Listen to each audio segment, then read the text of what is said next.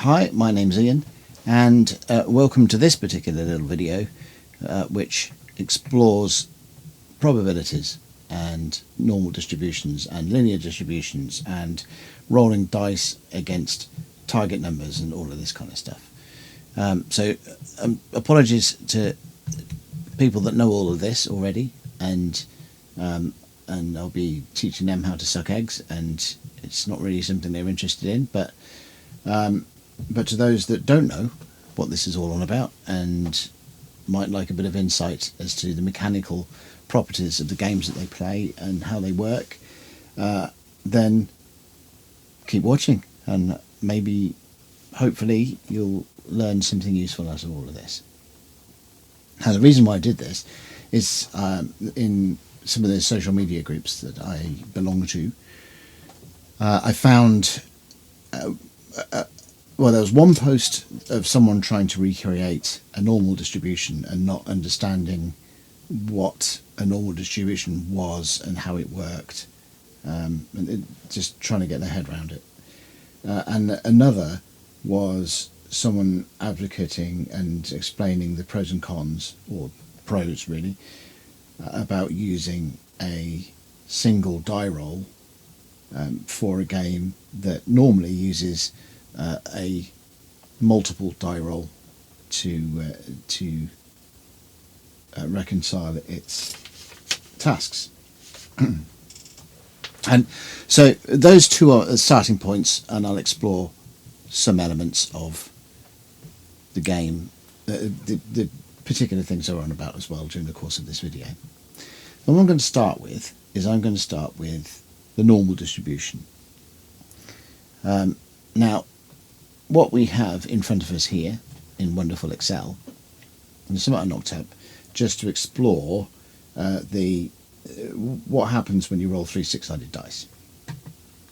So over here, our little table to the left gives us all of the results that possible with the 3 six-sided dice.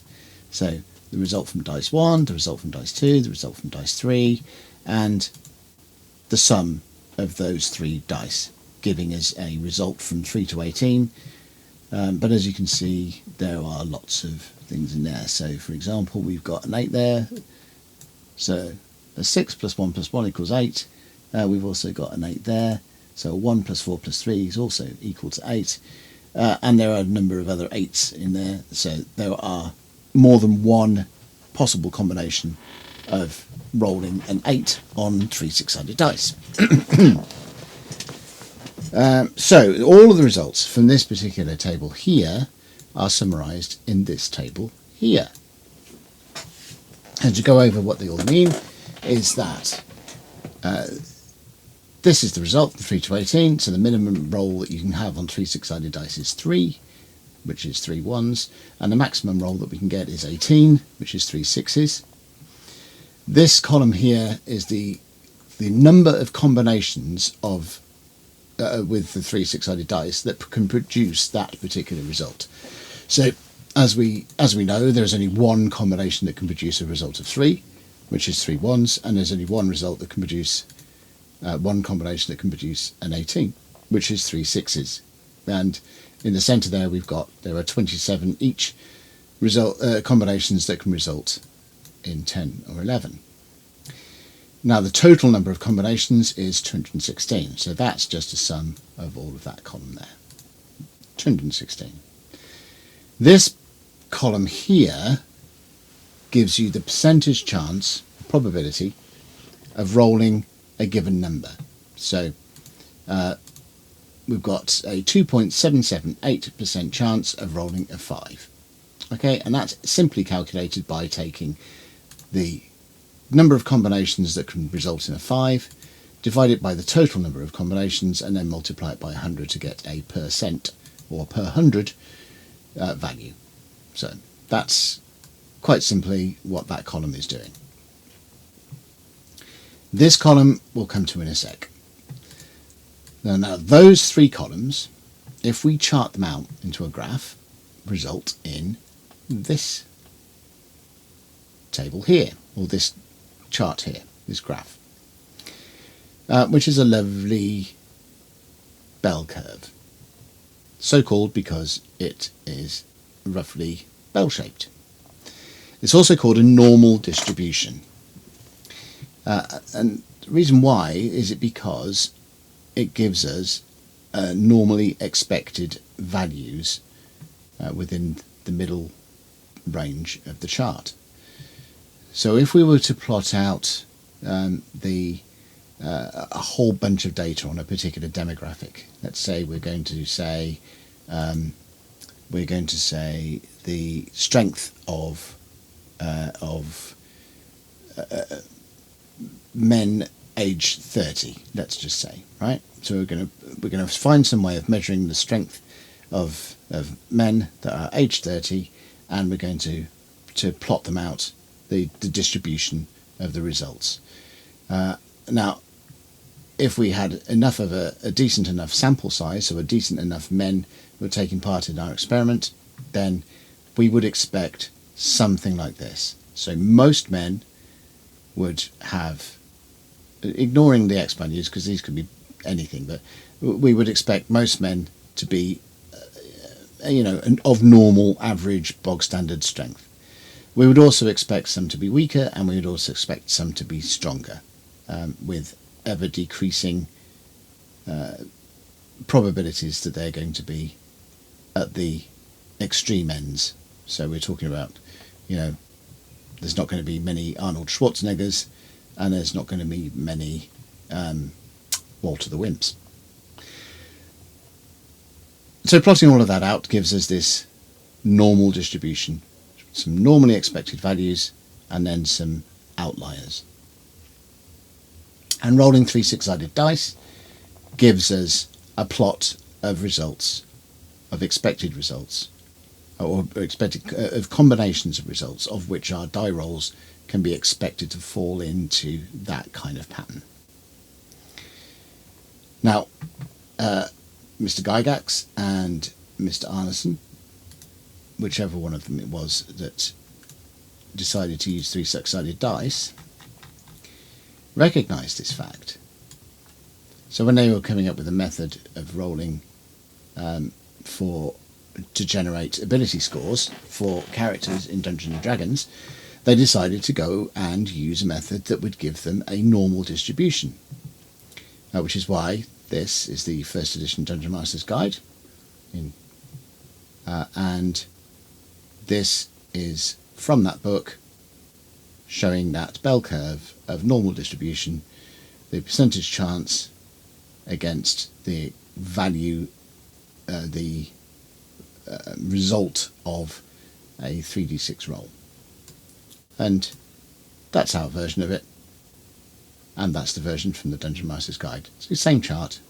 I've elongated the x-axis a little bit more, but that's basically how it goes. Now, the reason for using it, the reason why it's useful for character generation, is it gives us a normal baseline to compare everything else against. So we could say, in our fictional Dungeons and Dragons universe, that the most average people, and for the sake of argument, let's say the humans, of a given world, are all expected to have ability scores within the range of 10 to 11, which is this area of the chart here. And if you look at the values for that, so 10 or 11 have the most probability, the most combinations, and therefore the highest probability. So you are 25% chance, 25% likely to roll a 10 or an 11 from 3d6. Kind of far surpasses any other roll on that we can chart. And that is the pinnacle of our bell curve here. So all of the normal people on the world can fit in that little slice there. And from there we can make a useful comparison with who is more intelligent, who is wiser, who is more charismatic, who is stronger, who is more agile, whatever you want to do.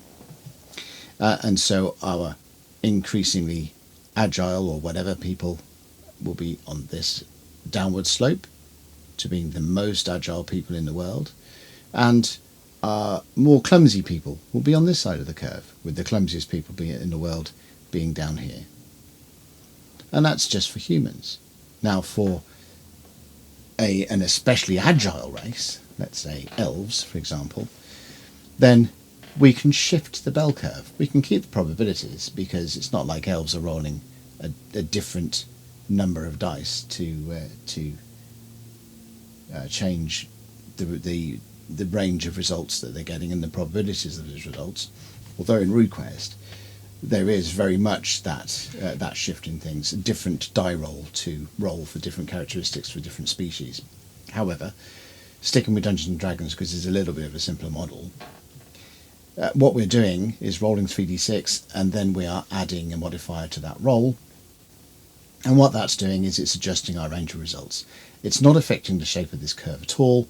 All it's doing is effectively changing our x-axes. So our 10 and 11, if elves have got a +2 to dexterity, our 10 and 11, our centre point on that becomes 12 and 13 instead of 10 or 11. And if we put the two curves on top of each other, for humans and for elves, then they would just be offset by 2. The elven curve would be here, as opposed to directly on top of the human one. So that's why it's useful for using for ability source, because it directly maps a demographic, an expected demographic distribution, and it's easily adjusted up or down to reflect the different characteristics in different people in different races and whatever. We can shift the bell curve up and down. We can meddle with it in all sorts of different ways too, but at least we have a comparative normal in which to base our adjustments on. So that's how it goes. Now, if we go and compare that bell curve, that normal distribution, to a single die roll. Now, the nearest single die roll that we have to 3d6, or the results-wise, is a d20. So I've repeated the table here for a d20, but it's a lot simpler. Reason being, we have only got 20 results because we've got 20 sides. There are no other dice rolls or anything dice involved, just that one 20-sided dice. It has 20 sides, so therefore there are 20 possible results it can land on. And I'm not counting it any sort of just permanently spinning on a point or anything silly like that. The number of combinations for each result is 1. Unless you've got a funny dice that's got more than one copy of particular numbers on it, like the gear dice used by Formula D. What we have is a standard D20 that has numbers from 1 to 20, and each number only appears once on the die, so therefore there is only one combination that can produce each number. That means the percentage chance of achieving any given number is the same. There is a 5% chance of rolling a 1. There is a 5% chance of rolling a 10. There is a 5% chance of rolling a 17, so on. And that's easy. That's, number of combinations for that particular number divided by the total number of combinations multiplied by 100. In this case, 1/20th of 100 is 5. Dead easy. And if we plot them on a graph, instead of a nice little normal distribution, we get a linear distribution from straight line.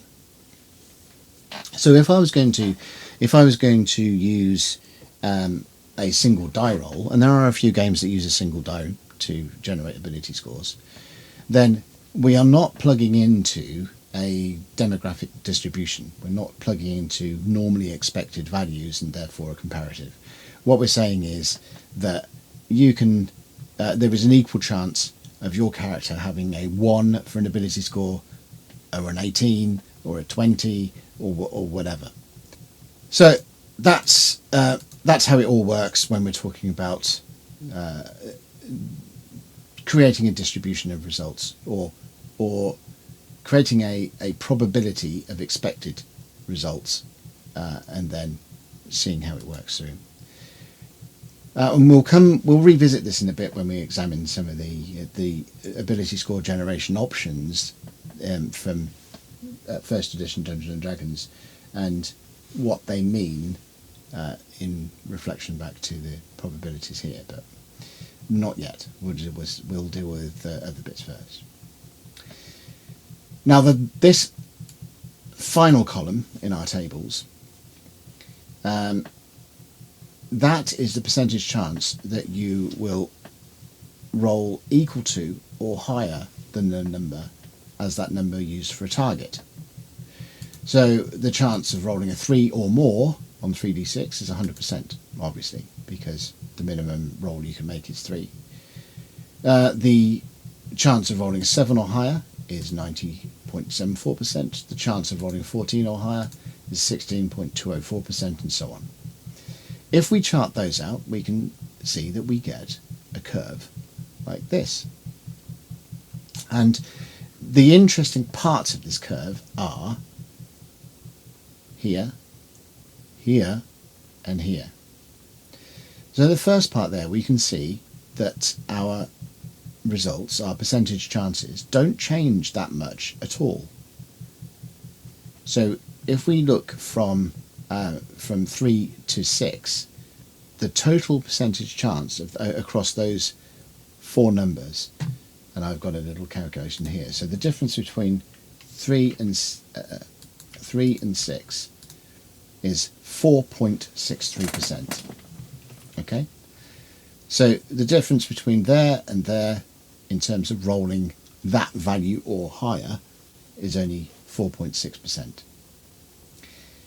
But if I compare it to the next 4 numbers, so if I go from 6, 7, 8 and 9, so we're starting at 6 and ending at 9 now, then it's 21.2. It's about 5 times the difference. So the percentage chance reflected in adjustment across those 4 numbers as targets, and the next 4 jumps from about 4% to about 20%.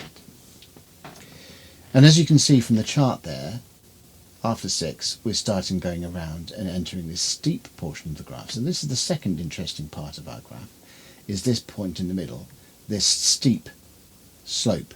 Now this is where most of the results, most of our die roll results from the distribution, from the normal distribution, exist. So from the normal distribution we can see that there is a higher percentage chance of rolling numbers in this centre block, and this is where taking off those particular rolls as we go up in target number really begins to make a difference. So if we take that again, if we go from 9 to 13, so 9, 10, 11, 12, 13, let's go 4, 9, 10, 11, 12, so 9 to 12. Remember that's 20% there. So if we go from 9 to 12, we're now looking at 36%. So first 4, 4%, second 4, 21%, and then the third 4, 36%. So that's where we're getting this big steep curve. And the next 4, we'll see that stemming off again. So if we go 12, 13, 12, 13, 14, 15, so 12 to 15, we're now looking at 28%, and then 15, 16, 17, 18, you'll see that the adjustment is 8% again, right? So what really matters is that centre portion. So most of the work, probability work, for the target numbers is done in this centre portion of the graph. The extremes are almost discountable in comparison. If we look at the linear version, so the D20 version of that same graph, we can see it's a straight line. Not surprising.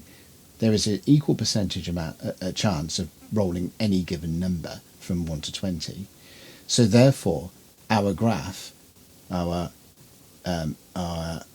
descending probability of rolling a given target or higher, that goes down by on a 1-to-1 basis, or a 5% per 1 that we're going up. So the difference between, let's go from 1 to 4, the difference between 1 at 100% and 4 at 85% is 15%.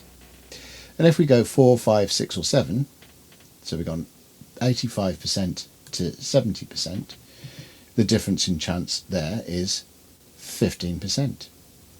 And if we go 7, 8, 9 and 10, so 70% down to 55%, the difference is 15%.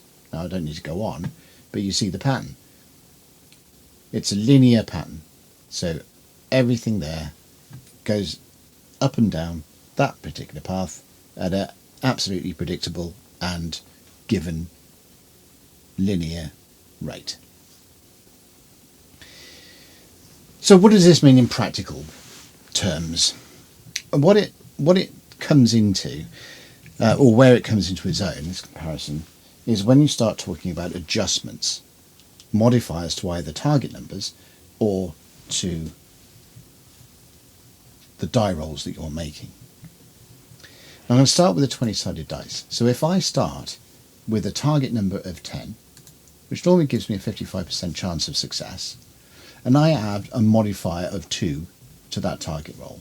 So the target roll goes from 10 to 12. So we can see that our percentage chance has now dropped by 10%, from 55% to 45%. That's because we've got a +2 adjustment to it, and each adjustment is worth 5%. So where our target has gone up to, our percentage chance, our probability, has gone down by 10%. Now say that I'm going to add 3 to the die roll. So our target has gone up to 12, armor class A or a difficulty class for a skill check. But I have got a +3 bonus. Now a +3 bonus in effect reduces our target number. You can either apply the bonus directly to the die roll, or you can subtract that bonus from the target. The two have the same effect when it comes to probability. Because if I rolled a 9 and I added 3, then I'd get a 12. Right? So if I go up 3, then I can see that my normal target of 45, my die roll should give me a 15% increased chance. And if I go up 3 to reflect my die roll modifier, you can see we've gone from 45% to 60%. An adjustment of 15%. So all of these on a linear curve, dead easy to go. You know that if you're adjusting anything by +1 or -1, or you're adjusting a target number by +1 or -1, or you're applying a modifier, in whichever direction, you know that that modifier is worth 5% per value of adjustment. Really, really easy. So if you've got an armor class bonus, then your armor class bonus is giving your opponent a 5%, a reduction of 5% per value of being able to hit you. Armor class bonus of +3, then your opponent has a 15% less chance to hit you. Dead easy. Things don't become, or not so easy, when you're rolling multiple dice. So where we're using this 3d6 curve to try and work out our targets and our die rolls, we are very much in different territory. So let's just do a target adjustment first. Let's say we have got a target of 4. And let's say we are adjusting that target by +2. So that would be a 10% adjustment on our linear d20 roll. But let's see what it is in 3d6. So we're starting off with a target of 4. We're adjusting it up to 6 with our +2. So that gives us a probability adjustment of 4.167%. Right? So our +2, if we're applying a +2 to a target of 4, that is equivalent of an increased probability, or a decrease, sorry, with targets, a decrease in probability of 4.167%. that kind of adjustment is happening at the shallow extreme ends. So if I do a similar thing, if I have 15 and I adjust the target roll up, a target of 15 and I adjust the target roll to 17, 15 to 17, then we've got 7.4% decrease in probability. But let me do a +2 from 7. Let's take something that is at the start of our centre portion, our steep portion. So if I start with a target of 7, and I'm adjusting that up by +2, so it becomes a 9, we're on 16%. Now that's nearly 4 times as much, 4 times the probability adjustment as the probability of adjustment of a +2 target modifier at this end of the graph. And if I do a 9 to 11, so +2 to 9 will give us a target of a number. So 9 is our starting target number, 11 is our modified target number. The difference is 24%. That's 6 times the probability adjustment of a +2, that same +2 being applied to a target number down here. And the same applies to die rolls. So, but the die roll is a shifting thing. So if I have a die modifier of +2, it'll be the same. If I roll a 4, that +2 would be worth an increase of around about 4 or 5%, as it raises my die roll from 4 to 6. But if I roll an 8, that would increase my die roll to 10. It's worth a 21%, 5 times as much. So depending on what I roll, my modifier becomes more or less impactful as far as the increase or reduction of the percentage chance that I have, or the probability that I have of success. Now that's quite an important factor to bear in mind. If you are dealing with the linear values, then we are dealing with very predictable results, and no matter what we roll and no matter what the target we are using, the adjustments are always going to be the same. But if we are using a normal distribution of results, then we're using those as target numbers or against target numbers, then it's very much we are in the realm of modifiers meaning different things depending on where our target number or our die roll falls in that distribution. That gives us a bit of an examination between 3d6 and 1d20.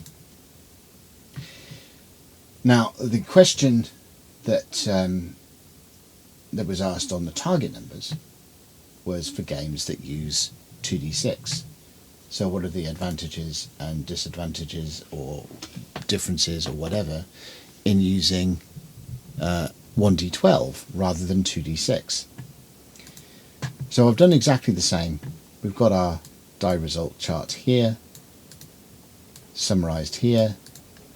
For 2d6, possible results of 2 to 12, combinations, obviously the combinations are at 2 1s are 2, 2 6s are 12, and then all the points in between.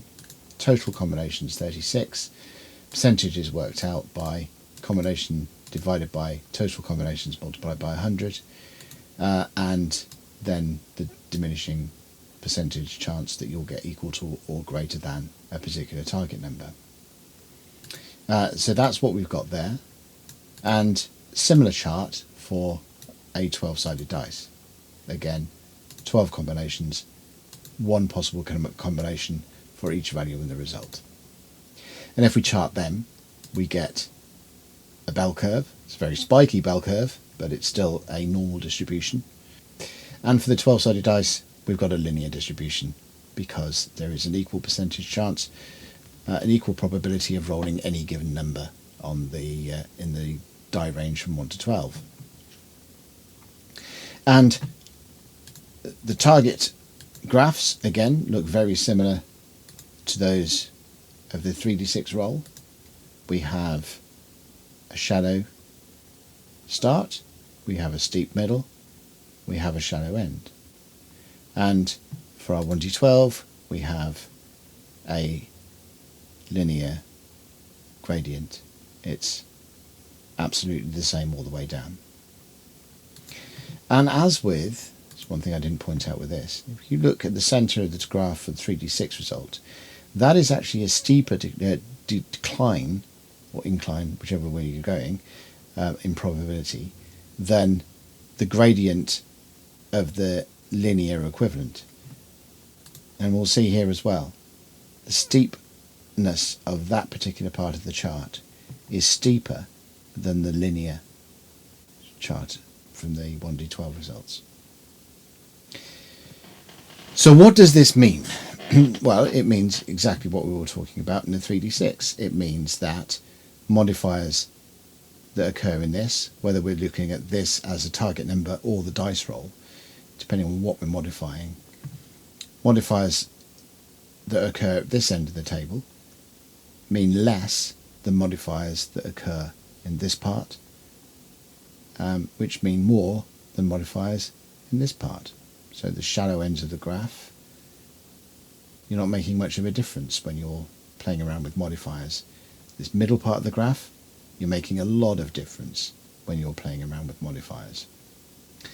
If you're using a linear roll, then you are applying, it doesn't matter where you are on the graph, every single modifier that you apply is adjusting the probability by exactly the same amount. So there's two bits in Battletech, for example, that use this 2d6 distributions. So the 2d6, the bell curve produced by 2d6, and the target number distribution curve. Now, first off, we're looking at this, which is the hit location chart. Okay. So in the hit location chart, if we take this centre portion of it, for the front and rear, we're looking at the normally expected results to be around the middle of the table, where the higher probabilities live, and the rarer results living at the extremes of the table, where the lower probabilities live. And so what we have in our 2d6 chart here is that we've got a critical hit on a 2, we have a headshot on a 12, so there are our extreme points here, 2 and 12, and we have the biggest part of the mech living in the middle, which is the centre torso. Now, interestingly, if you look at all of these things, there is by far the greater percentage chance of hitting the centre torso, because we've got centre torso there, which is that 16.6% chance, plus this for 2, plus an extra 2.7% chance. So we've got a 19.3% chance of hitting the nearly a 20. Let's call it 20%. So we've got a 20% chance of hitting the centre torso in some way. Of hitting an arm, no, the right arm and the left arm are both in the same position on the graph, so they will have, because they're both, one's down here and one's up here, so they'll both have the same percentage chance. So hitting an arm, it's either a 3 or a 4. So 3 is 5.5 and a 4 is 8.3, so that gives us a 13.8. So about 13.8% chance of hitting an arm or a.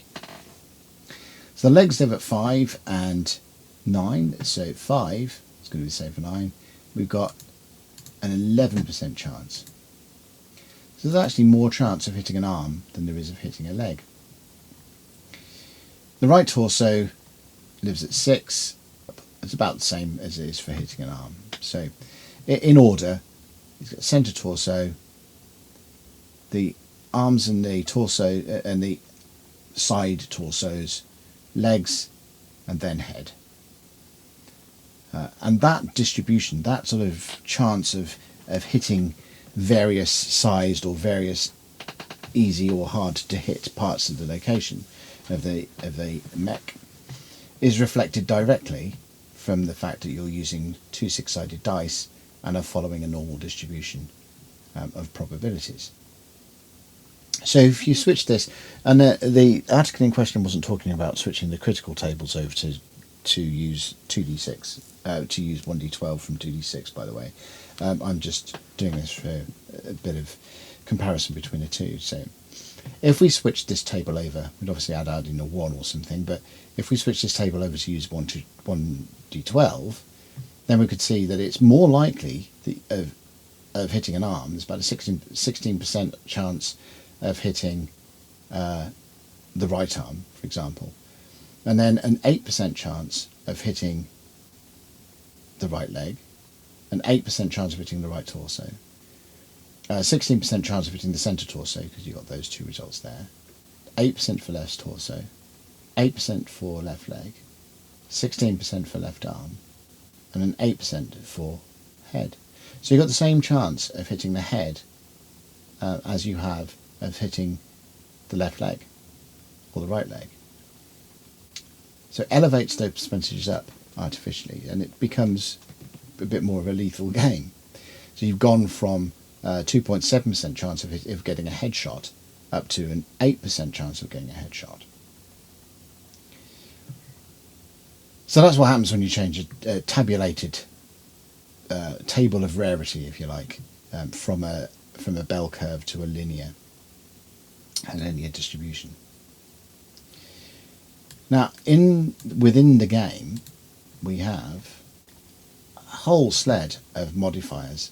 This bunch of modifiers we've got in BattleTech for the positioning of the attacker, what the terrain they're in, the movement they went by, the amount of heat they've got built up, whether their sensors have been damaged, the range that they are shooting at, and so on. So there's a lot of different modifiers to play around with, some of which, as an attacker, you can play with, and some of which, as a defender, you can play with. So the defender and the attacker both have opportunities to affect the target rolls of an incoming attack by the actions that they take during that round. Okay, so once you understand that, and the BattleTech uses 2d6 rolls against a modified target number. Okay, so all of these are applied to the target number to produce a final target in which you roll 2d6 against. So going back to our target number rolls then, so you can see that a target adjustment at these ends of the graph does not mean as much as a target adjustment in the center of the graph. Okay, so if you've already pushed your if you've pushed your attacker up somehow, however you've done it, into, say, to a target number of 10, requiring a target number of 10. If you already pushed them that, any actions you take from thereafter have a diminishing return. You may be adversely affecting yourself for a limited amount of adjustment to your opponent. And that means, from a tactical point of view for the game itself, that the game, as an attacker and a defender, you're aiming to play with this centre portion of the graph. Trying to play at the ends of the graph is a bit of a waste of time. At this end of the graph, you're not risking anything. If you're ending up with target rolls of 2 or 3, then you're not necessarily taking advantage of anything. Most of the time, things like moving, which imposes penalties on your opponent, things like cover, which will push your penalties and things like that floating around, a lot of them also adversely affect you. But if all you're doing is just standing there doing nothing, dropping your target numbers down to 2 or 3, I mean, you're going to have a pretty good pilot to or a gunner to actually get down there. But that's by the by. If you're constantly staying around this area, then you're not doing enough. You can do a hell of a lot more to your opponent with little effect on yourself.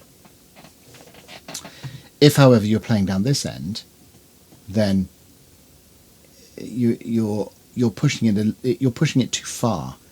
You are really throwing yourself down this curve here, this steep bit of curve here, into the realms of, you may as well put the dice in a jar of honey and go and make a cup of tea instead.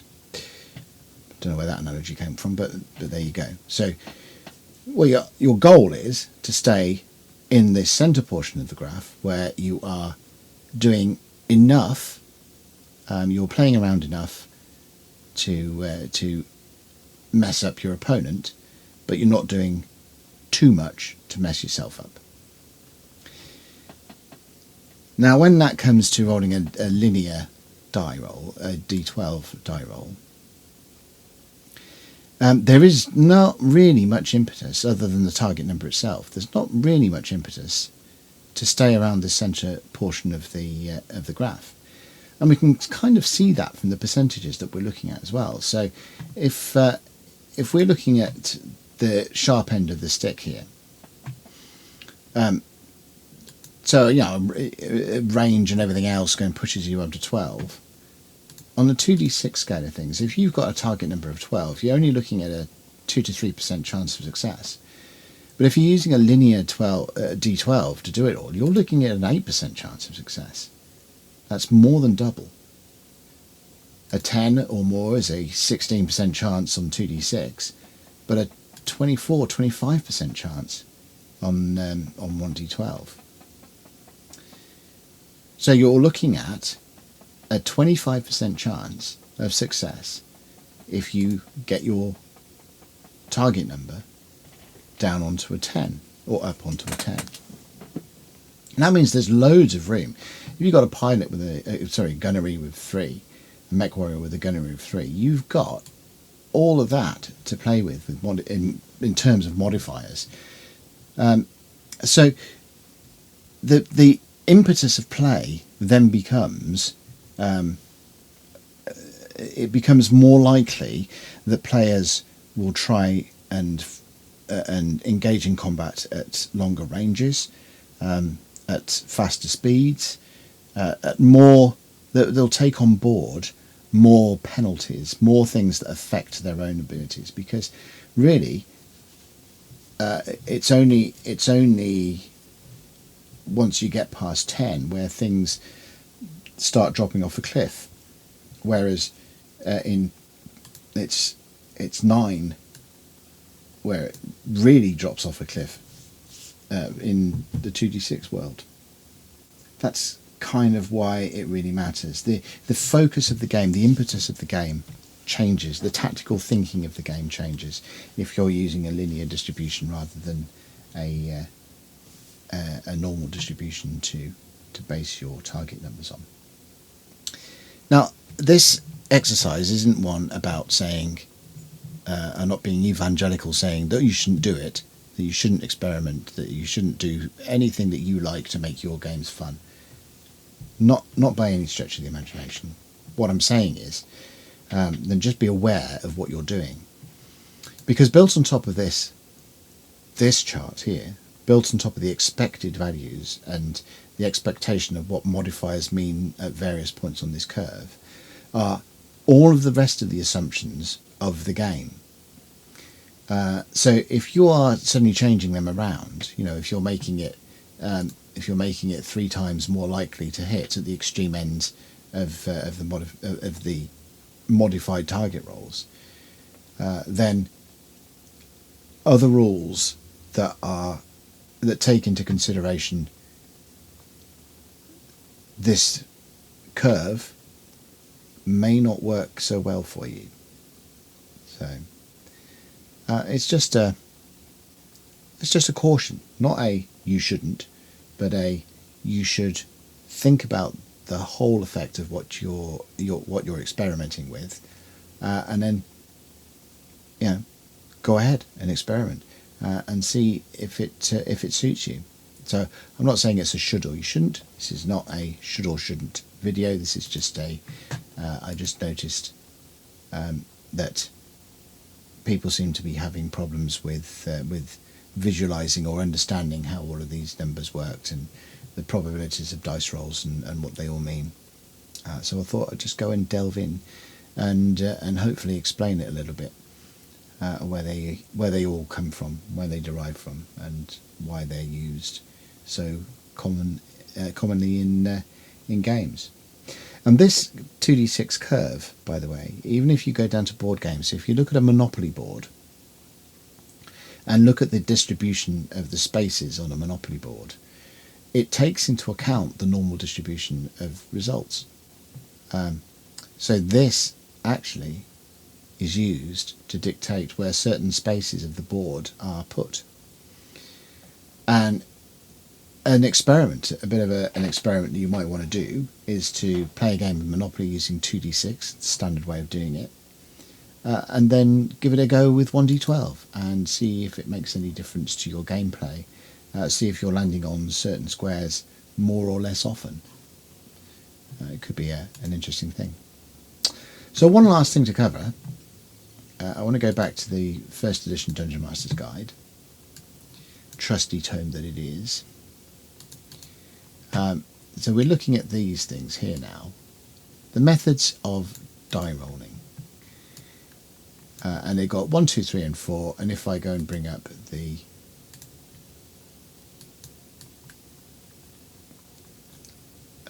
method 5 from the Unearthed Arcana, so we've got all of the first edition, the official first edition methods in front of us here. Now all of these are not adjusting the probabilities, they're adjusting the likelihood of results that you want turning up, not by playing with the probabilities, but by playing with the sample size. And if you play with the sample size, then you are going to end up with a greater frequency of results turning up that you want. So if you've got a sample size of 1, the likelihood is it's not going to be an 18. If you've got a sample size of 6, the likelihood that is also that there's not going to be an 18 in there. There might be, but it's not very probable. But if you increase that sample size, the more you increase that sample size, then the distribution that that sample size produces will further and further resemble the normal distribution. So that's just the way the probabilities work. It's like if you toss a coin. If you toss a coin once, it's going to be a head or a tail. If you want 5 heads and toss a coin 5 times, the likelihood is you're not going to get 5 heads. If you toss a coin 10 times and wanting 5 heads, then you've got about a 50% chance of getting 5 heads on that. If you toss a coin 20 times, then because you've increased the sample size, you would expect there to be 5 heads in amongst all of those rolls, all of those coin tosses. And so it is with the way that these methods play around with the frequency of results that you're looking at. Probabilities aren't changing. You're just playing with the sample size and therefore the frequencies of the results that you want. So in method, and we're talking about because the methods rely on taking the most favourable results from an increased sample size. That's basically what's going on here. None of these are affecting the probability. They are playing with the sample size to give us increased likelihoods, likelihood of outcome, rather than in messing around the probabilities. And in fact, if you charted the distributions of all of the samples from which you roll of which you are discarding most, other than you're keeping the highest and discarding the rest. But rather than just discarding or anything else, if you actually plotted out all of the samples that you roll through one of these methods, then you will see that they also start matching start matching the normal distribution. Except method 5. Method 5, the sample size is referring to the six-sided dice themselves. So you are playing with the linear distribution of a six-sided dice roll, and then using them to plug into the normal distribution of a 3d6 roll, which you're effectively you're slanting the sample size before you even get to the 3d6 sum. So there's all sorts of stuff that you can dig around with the dice, and it's fun, and it's, for those of us that are a bit geeky in that way, it's an interesting thing to delve into. They can do strange things. Probabilities are quite nice, and distributions and so on.